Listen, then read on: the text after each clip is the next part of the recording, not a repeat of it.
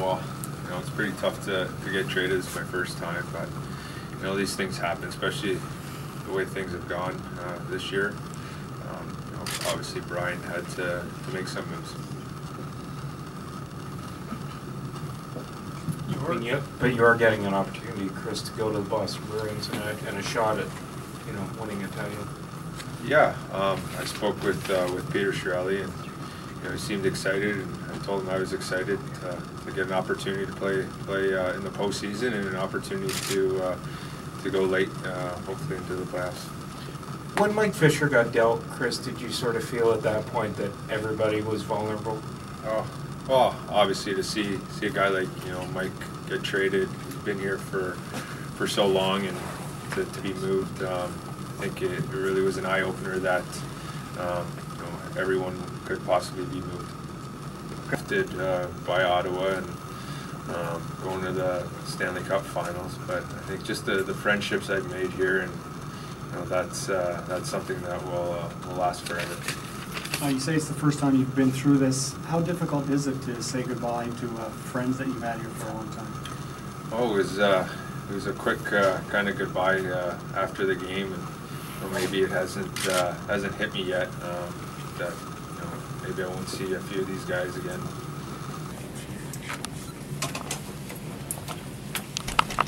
Well, I just traded one of the good guys and most respected players in this hockey team, Chris Kelly, to the Boston Bruins for a second-round pick in 2011.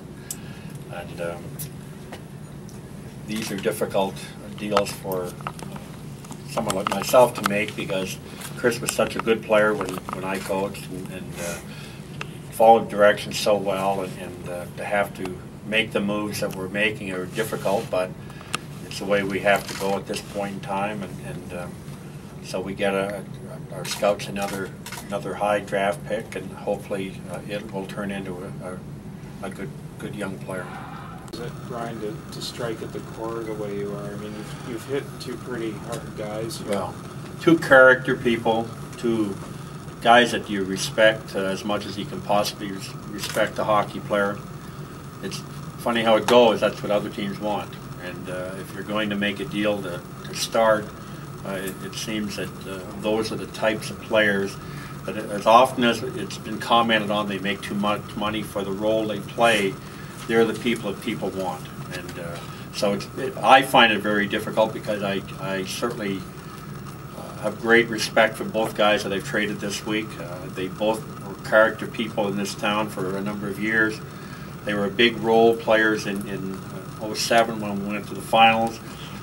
But it's like every trade you make as a manager, there's a time when you can take advantage of maybe an asset and get something back that will drive your organization forward going, in the future. And that's what my job is at this point in time, and I'm trying to set it up that we have draft picks available and possibly prospects that we can use to restock this team and make the group exciting again.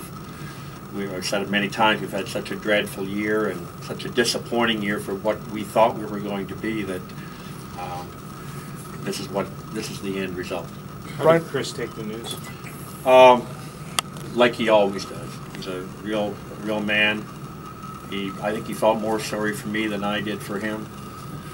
He understood what's going on. He understands that when you play the way we've played for a part of the year, that things like this have to happen. I think when I talked to him about an opportunity now to go to a team that has a chance to win, and he'll have, I believe, an important role as a shutdown type of player for them, that's got to get the adrenaline pumped up again for him, and we'll see him here, unfortunately, Friday night probably. These deals take so long sometimes. How long are you and Peter talking? Well, Peter and I talked a couple of days ago.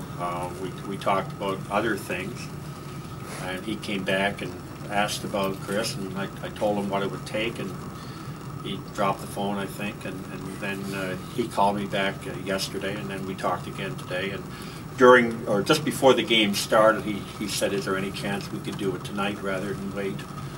So I thought, for the sake of sleep and everything else, it's probably the right thing to do. Is there anybody on this team that you would consider untouchable? Well, I've said all along the people that are, and, you know, that Alfred's very definitely, and Carlson at this point in time, but I can't go through their list, and I'm not trying to trade everybody. I'm trying to trade some other people or move some other people, but it's certainly not a house cleaning by any means. Is there